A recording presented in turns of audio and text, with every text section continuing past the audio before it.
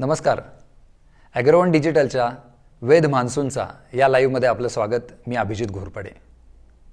हवामानाच्या दृष्टीनं महाराष्ट्र असेल किंवा भारत असेल याच्यामध्ये या आठवड्यामध्ये फार काही मोठं घडलेलं नाही आहे. पण जगाच्या दृष्टीनं एक खूप महत्त्वाची घटना आजच्या आठवड्यात घडलेली आहे. खरं तर हवामान बदल या संदर्भात जगभरात अनेक संस्था काम करतात, अनेक संघटना काम करतात, अनेक गट काम करतात. पण त्या सगळ्यांमध्ये महत्त्वाची कुठली असेल तर ती IPCC, inter governmental panel on climate change.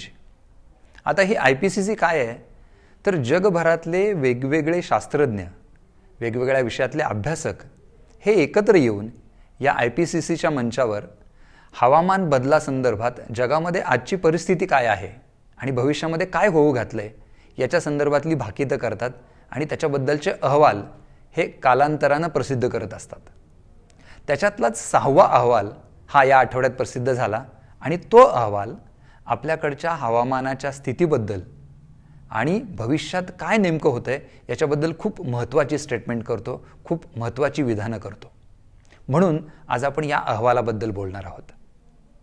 IPCC जसं मी म्हणालो की याच्यामध्ये कोणीही राजकीय मंडळी किंवा इतर प्रतिनिधी नाही आहेत, हे सगळे अभ्यासक आहेत. आणि हे अभ्यासक जी स्टेटमेंट करतात, जे अहवाल प्रसिद्ध करतात त्याच्यामध्ये कुठलीही अतिशयोक्ती नसते. किंबहुना त्यांचे जे काही भाकीत आहेत ही कन्झर्वेटिव्ह असतात, म्हणजे तोलून मापून केलेली असतात. त्याच्यामध्ये कुठलीही खळबळजनक अशी गोष्ट, अशी विधानं अशा प्रकारच्या नसतात.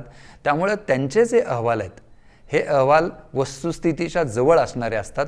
म्हणून या IPCCला आणि त्याच्या अहवालांना आपण जास्त गांभीर्यानं घ्यायचं. IPCCने याच्या आधी 2014, 15, 16 या दरम्यान अहवाल प्रसिद्ध केला होता आणि त्याच्यानंतरचा त्यांचा हा 6वा अहवाल. हा अहवाल काय सांगतो तर हा अहवाल असं सांगतो की आत्तापर्यंत असं समजलंच जात होतं की जे काही जागतिक तापमान वाढ होती आहे त्याच्यामध्ये माणसाचा वाटा निश्चितच आहे. ह्या अहवालाने सुद्धा ती बाब पुन्हा एकदा त्याच्यावर शिक्कामोर्तब केलं आहे आणि माणसाचा याच्याशी असलेला संबंध हा स्पष्टपणे दाखवून दिला आहे. दुसरी महत्त्वाची बाब म्हणजे या सगळ्याच्या मुळाशी जे आहे ते जागतिक तापमानात वाढ होते. त्याच्याबद्दल IPCCचा 6वा अहवाल असं सांगतो की आपण जगामध्ये जी काय तापमानात वाढ होती आहे त्याच्यामध्ये जवळजवळ 1 अंशांनी वाढ झाली आहे.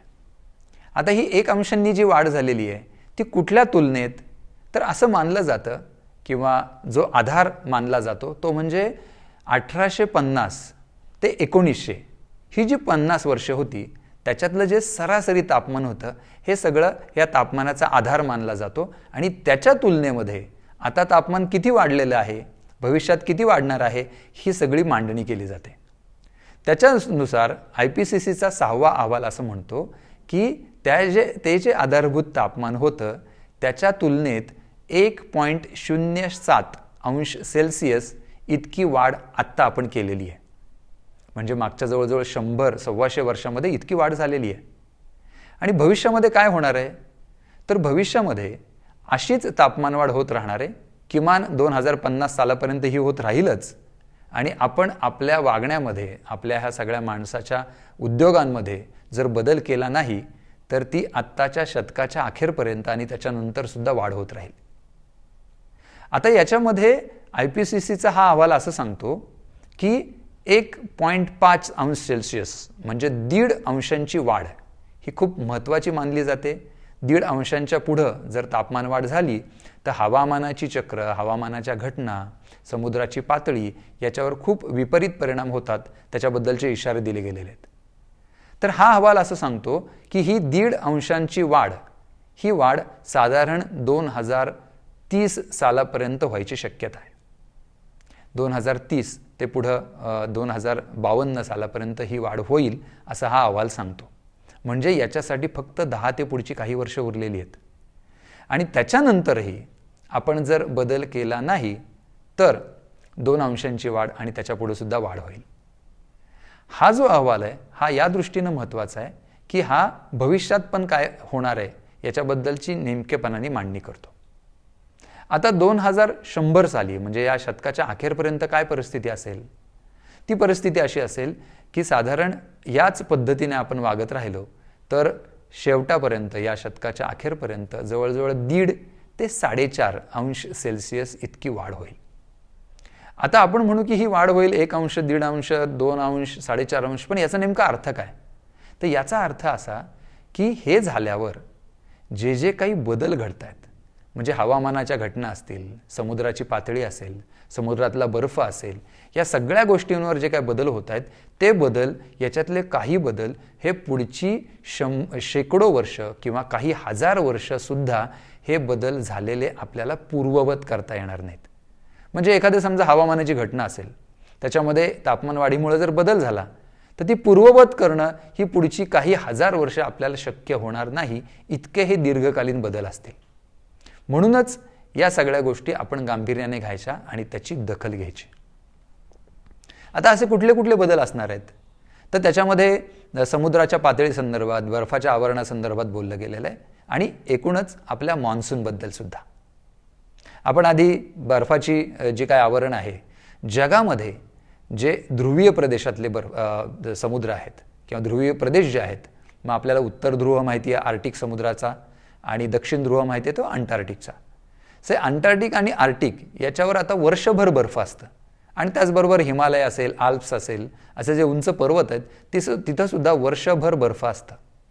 आता हा अहवाल असं सांगतो की तापमानवाढ होत राहिल्यामुळं या शतकाच्या मध्यापर्यंत, म्हणजे 2050 सालापर्यंत काय होणार आहे, तर 2050 सालापर्यंत या सगळ्या भागातलं बर्फ हे हळूहळू कमी होत जाणार आहे. आणि विशेषतः उत्तर ध्रुव जो आहे, आर्टिक समुद्र जो आहे, त्याच्यावरचं जे बर्फाचं आवरण आहे, हे जे आत्ता वर्षभर असतं ते वर्षभर राहणार नाही. हे मागच्या काही हजार वर्षांच्या तुलनेत हे पहिल्यांदाच घडतंय. आणि त्यांनी ते साल दिले 2050 आणि त्याच्या पुढं किमान सप्टेंबर महिना जो असेल तो महिना आर्टिकमध्ये, आर्टिकच्या समुद्रामध्ये हे तिथल्या पाण्यावर बर्फ नसेल. दुसरी जी गोष्ट आहे समुद्राच्या पातळी संदर्भात.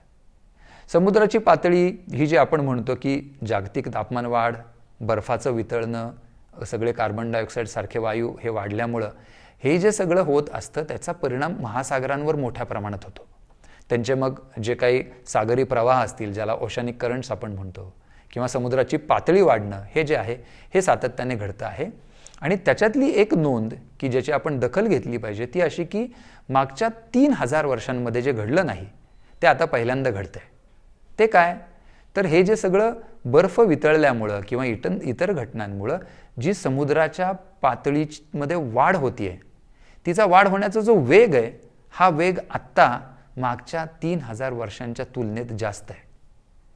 खरं तर ती जी वाढ झालेली आहे 1901 सालापासून ते आत्ता 2018 सालापर्यंत, म्हणजे मागच्या 118 वर्षांमध्ये ही वाढ झाली, ही 20 सेंटीमीटरने झालेली आहे. तर तुम्ही म्हणाल 20 सेंटीमीटर मग काय त्यात विशेष? पण तो वाढीचा वेग जर बघितला तर 1901 ते 1975 या 75 वर्षांमध्ये जो वेग होता त्याच्या दुपटीने हा पुढच्या काही वर्षांमध्ये वाढ झालेली आहे. 1975 ते 2006 आणि 2006 ते 2018 याच्यामध्ये ती वाढ आणखीन जास्त झालेली आहे. म्हणजे हा जर वेग बघितला तो हा वेग मागच्या 3000 वर्षांच्या तुलनेमध्ये हा वाढीचा वेग आहे, हा खूप जास्त आहे. म्हणून याची आपण दखल घ्यायची. आणि जेव्हा समुद्राची पातळी वाढते, जेव्हा बर्फाचं आवरण कमी होतं, तेव्हा या सगळ्या घटनांचा परिणाम हवामानाच्या ज्या ज्या काही घटना आहेत त्याच्यावर होतच असतो. मग ती चक्रीवादळं असतील, पावसाचं प्रमाण असेल, दुष्काळ पडणं असेल, उष्णतेच्या लाटा असतील, या सगळ्या गोष्टींवर या तापमानाचा हा परिणाम होतच असतो. आता आपण मान्सूनबद्दल बोलूयात. मान्सून संदर्भात विशेष करून जे नोंद केलेली आहे किंवा जे स्टेटमेंट केलेलं आहे ते खूप महत्त्वाचं आहे. त्याच्यात असं म्हटलेलं आहे की हे जे तापमान वाढ होत आहे त्याचा परिणाम म्हणून जगातलं जे जलचक्र आहे, जे ग्लोबल वॉटर सायकल आहे, त्याच्यावर परिणाम होणार आहेत. आणि या वॉटर सायकलचे काय काय भाग आहेत? तर समुद्र त्याचा भाग आहे, त्याच्याबद्दल बोललो आपण. बर्फ हा त्याचा भाग आहे, त्याच्याबद्दल बोललो.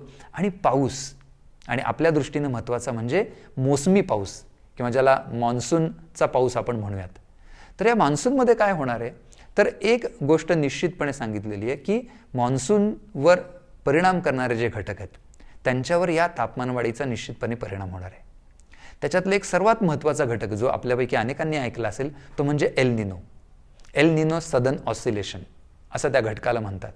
हा घटक म्हणजे समुद्राचं जे तापमान असतं पॅसिफिकमध्ये, विशेषतः प्रशांत महासागरामध्ये समुद्राच्या एका बाजूला त्याच्या विशिष्ट किनाऱ्यावर जेव्हा तापमान वाढतं तेव्हा एल निनो सक्रिय झाल्याचं बोललं जातं, आणि त्याच्या विरुद्ध बाजूला जेव्हा तापमान वाढतं तेव्हा एल निनोचा विरुद्ध घटक जो आहे त्याला ला निना असं म्हणतात, तो सक्रिय झाल्याचं बोललं जातं. याच्यातला जो एल निनो आहे हा मान्सूनच्या पावसावर विपरीत परिणाम करतो. आणि IPCCचा हा आत्ताचा अहवाल असं सांगतो की एल निनो हा 2050 सालानंतर, म्हणजे या शतकाच्या मध्यानंतर, हा एल निनो हा जास्त इंटेन्सिफाय होणार आहे. तो अधिक सक्रिय होईल किंवा त्याच्यामध्ये खूप मोठ्या प्रमाणात बदल होतील. आणि जेव्हा हा सक्रिय होतो, जेव्हा ह्याची तीव्रता वाढते, तेव्हा जसं मी म्हणालो की आपल्या मान्सूनवर त्याचा परिणाम होतो. त्याच्यामुळे काय होऊ घातलेलं आहे, तर मान्सूनचा जो पाऊस आहे त्याच्यामध्ये तफावत येऊ शकते. म्हणजे काही वर्षी जास्त पाऊस पडणं, काही वर्षी कमी पाऊस पडणं, हे त्याच्यातलं एक अतिशय महत्त्वाचं स्टेटमेंट. दुसरी महत्त्वाची बाब आपल्या मान्सूनच्या दृष्टीनं ती म्हणजे एकूण जर जगभरातले जे मान्सूनचे रिजन्स पाहिले, म्हणजे त्याच्यामध्ये भारत येतो, त्याच्यामध्ये आग्नेय आशिया, पूर्व आशिया, आफ्रिका, पश्चिम आफ्रिका, उत्तर अमेरिका, दक्षिण अमेरिका, ऑस्ट्रेलिया, ह्या संपूर्ण भागामध्ये मोसमी पाऊस पडत असतो. भारत अर्थातच, भारत आणि भारतीय उपखंड हा त्याच्यातला सर्वात महत्त्वाचा. तर या सगळ्या जगभरातल्या मान्सूनच्या रिजनमध्ये पावसाचं प्रमाण वाढण्याची शक्यता व्यक्त केली आहे. आणि भारताच्या दृष्टीनं भारतासह दक्षिण आशिया, आग्नेय आशिया, पूर्व आशिया आणि पश्चिम आफ्रिका जो आहे, पश्चिम आफ्रिकेमध्ये अगदी फार पश्चिमेकडचा जो साहेल नावाचा प्रांत आहे, तो जो प्रदेश आहे, तो वगळता इतर पश्चिम आफ्रिका आणि हे आशियातले जे भाग आहेत, इथं विशेष करून पावसाच्या प्रमाणात, मोसमी पावसाच्या प्रमाणात वाढ होणार आहे. आपल्या दृष्टीने ही दखलपात्र आणि महत्त्वाची गोष्ट. त्याच्या पलीकडे जाऊन दक्षिण अमेरिका आणि उत्तर अमेरिका या ज्या खंडांमध्ये मान्सूनचा पाऊस येत असतो, आणि त्याचबरोबर पश्चिम आफ्रिका, इथं मान्सूनचं आगमन जे आहे हे आगमनसुद्धा उशिराने होणार आहे. आणि त्याच्यातल्या दक्षिण आफ्रिकेच्या किंवा दक्षिण आफ्रिका आणि पश्चिम आफ्रिकेच्या दृष्टीनं जे सांगितलं ते मान्सून जो माघारी जाणं आहे, मोसमी वारे हे परत जाणं आहे, ह्याला सुद्धा उशीर होणार आहे. म्हणजे जगभरातल्या मोसमी वाऱ्यांवर तापमानाचा हा निश्चितपणे परिणाम होणार आहे, हे IPCCचा 6वा अहवाल सांगतो. आणि जसं मी म्हणालो की हा अहवाल हा असंच कोणीतरी केलेलं विधान नाही आहे किंवा खळबळ माजवून देण्यासाठीचा हा अहवाल नाही आहे, तर हा अतिशय योग्य पद्धतीने आणि वस्तुस्थितीच्या जवळ जाणारा असा अहवाल आहे. आता हे सगळं जर होणार असेल, मान्सूनमध्ये हे बदल होणार असतील, तर त्याच्यामागची कारणं काय आहेत? तर तुम्हाला सगळ्यांना माहीतच असेल की मान्सून जो आहे, मोसमी वारे जे आहेत, याची निर्मितीच मुळात होते ती तापमानातल्या तफावतीमुळे होते.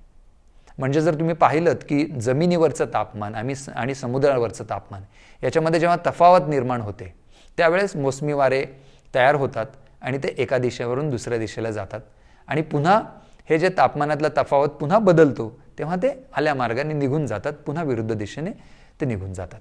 म्हणजे याच्यावर तापमानाचा हा परिणाम होतोच. आता हा परिणाम होत असताना आपल्याला मोसमी वारे जे आहेत, हे मोसमी वारे जर तापमानाला इतक्या प्रकारे ते प्रतिसाद देत असतील, तर जेव्हा जगाचं तापमानच बदलेल तेव्हा त्यांच्यामध्ये बदल होणं हे स्वाभाविक आहे. ह्या मोसमी वाऱ्यांबरोबरच चक्रीवादळांच्या अनुषंगानं किंवा ड्राय अँड वेट स्पेल्स, म्हणजे ज्याला आपण दुष्काळासारखे ड्राय स्पेल्स म्हणूयात, किंवा पाऊस कमी पडणं आणि अतिवृष्टी होणं, ज्याच्यामध्ये अतिवृष्टी त्याच्यामुळं पूर, त्याच्यामुळं नुकसान, हे दोन्ही प्रकारच्या घटना या हवामानाचं मध्ये बदल जे होत आहेत तापमान वाढल्यामुळे, त्याच्यामुळं यांचंसुद्धा संख्या, यांची तीव्रता हे वाढण्याची शक्यता आहे. याच्यामधली एक अतिशय महत्त्वाची बाब जी आपण इथं नोंदवायला पाहिजे ती म्हणजे त्याच्यात असं एक एस्टिमेट दिलेलं आहे, असा एक अंदाज दिलेला आहे की जेव्हा जगाचं तापमान, वातावरणाचं तापमान 1 अंश सेल्सिअसने वाढतं, तेव्हा ह्या ज्या आपल्या अतिवृष्टीच्या घटना आहेत त्याच्यातल्या पावसाचं प्रमाण हे 7% वाढत असतं. आता विचार करा, जसं जसं तापमान वाढत आहे तसं तसं अतिवृष्टीतल्या पावसाचं प्रमाण, त्याची तीव्रता ही जर वाढत गेली तर आत्ताच अतिवृष्टीमुळं जगभरातल्या वेगवेगळ्या भागांमध्ये, अगदी त्याच्यामध्ये महाराष्ट्रसुद्धा आला, महाराष्ट्र असेल, भारताची इतर राज्य असतील, जगाचे इतर प्रदेश असतील, त्याच्यामुळं काय काय घडतंय हे आपण मागच्या 2-3 महिन्यांमध्ये पाहिलंच, अनुभवलं. तर त्यात जर वाढ झाली तर आपल्याला भविष्यामध्ये काय काय गोष्टींचा सामना करावा लागणार आहे याचा अंदाज आपल्याला याच्या निमित्तानं येतो. म्हणून हा अहवाल आपल्याला गांभीर्याने घ्यायचा आहे. पण हा नुसता अहवाल गांभीर्याने घेतल्यानंतर आपण त्याला प्रतिसाद कसा देणार हे मला वाटतं जास्त महत्त्वाचं आहे. तशा प्रकारचा प्रतिसाद आपण दिला नाही आणि जगामध्ये जी काही कार्बन डायऑक्साईड सारखे वायू आहेत त्यांचं जे प्रमाण वाढते ते जर कमी केलं नाही तर ह्या नुसत्या गोष्टी समजून घेऊन काही उपयोग नाही आहे. कारण होतंय असं की आता आपण इतक्या पुढे गेलेलो आहोत की समुद्रांमध्ये जे काही बदल होत आहेत, म्हणजे जगातल्या कार्बन डायऑक्साईड सारखे जे कार्बन गॅसेस आहेत किंवा त्यांना GHGs म्हणतात, ग्रीन हाऊस गॅसेस, हरित गृहवायू, की ज्यांच्यामुळे तापमान वाढत असतं, तर ते वायू शोषून घेण्याचं जर सर्वात महत्त्वाचं काम कोण करत असेल तर ते आपले महासागर करतात, समुद्र करतात. जंगलं करतातच, पण त्याच्याही तुलनेत कितीतरी जास्त पटीनं हे महासागर ते सगळं शोषून घेतात. पण आता तापमान वाढत असल्यामुळं महासागरांचं आम्लीकरण होत आहे, म्हणजे त्यांचं ॲसिडिफिकेशन होत आहे. त्याचबरोबर डिऑक्सिडेशन होत आहे, म्हणजे पाण्यामध्ये जो विरघळलेला ऑक्सिजन असतो त्याचं प्रमाण कमी होत आहे. परिणाम काय तर हवेतला कार्बन डायऑक्साईड शोषून घेण्याची यांची जी क्षमता आहे ती सुद्धा कमी होती आहे. आणि हे होणं हे आपल्याला भविष्यामध्ये परवडणारं नाही आहे. तर मग आपण प्रतिसाद या गोष्टीला कसा द्यायचा, तर आपण एक नियोजन म्हणून सामान्य माणसापासून सरकार असतील, राज्य असतील, जागतिक पातळीवरच्या संघटना असतील, त्यांनी मिळून असं करायला पाहिजे की कार्बन डायऑक्साईड उत्सर्जित होणं याचं प्रमाण कमीत कमी कसं करू शकू. मग ते करण्यासाठी काय आपल्याला, तर आपण जे आत्तापर्यंत खनिज तेल जाळतो आहोत, पेट्रोल डिझेलच्या माध्यमातून आपण कोळसा जाळतो आहोत, तर याच्यामधून जर हे सगळे वायू बाहेर पडत असतील तर आपल्याला त्याला पर्याय काय निर्माण करता येईल किंवा आपलं कन्झम्पशन जे आहे ते कसं कमी करता येईल. तर या सगळ्या गोष्टी करणं गरजेचं आहे. मग त्याच्यामध्ये तुम्हाला सोलर एनर्जी असेल, सौर ऊर्जा असेल, विंड एनर्जी, पवन ऊर्जा किंवा भूऔष्णिक ऊर्जा, अशा वेगवेगळ्या प्रकारची ऊर्जा आपण कशा वापरू शकू याच्यावर जास्त काम केलं पाहिजे जगाने एकत्र येऊन. त्याच्या पलीकडे जाऊन आणखीन एक महत्त्वाचा मुद्दा म्हणजे आपण हे सगळं करत असताना, पर्याय निर्माण करत असताना तंत्रज्ञानाचा सुद्धा योग्य पद्धतीने उपयोग करून घेणं आवश्यक आहे. अन्यथा आपण हे जे काही आता वातावरण आहे, तापमानात जी वाढ होतीये ती जर कमी करू शकलो नाही तर भविष्यामध्ये या घटना तीव्र होत जाऊन आपल्या एकूणच शेतीवर, आपल्या एकूण इतर पर्यावरणीय परिसंस्थांवर, आपल्या एकूण हवामानाच्या घटनांवर त्याचा विपरीत परिणाम होऊ शकतो. आणि तो टाळण्यासाठी जर आत्ताच आपण उभे राहिलो नाही आणि काही जर हातपाय हलवले नाहीत तर मला वाटतं भविष्यामध्ये ही परिस्थिती ही आणखीन गंभीर होऊ शकते. मला वाटतं ह्या 6व्या अहवालानं आपल्याला जागं केलं आहे, तर आपण जागं होऊन त्याच्या संदर्भातली कृती करणं, आपल्याला जेवढी शक्य ती कृती करणं आणि त्याचबरोबर आपल्याला आपल्या सरकारांना, धोरणकर्त्यांना ते करायला लावणं, याच्यासाठी आता हालचाल करायला लागणार आहे. ते आपण सगळेजण करूयात. तुम्हीसुद्धा त्याच्यामध्ये सहभागी व्हाल ही अपेक्षा करतो आणि थांबतो. नमस्कार.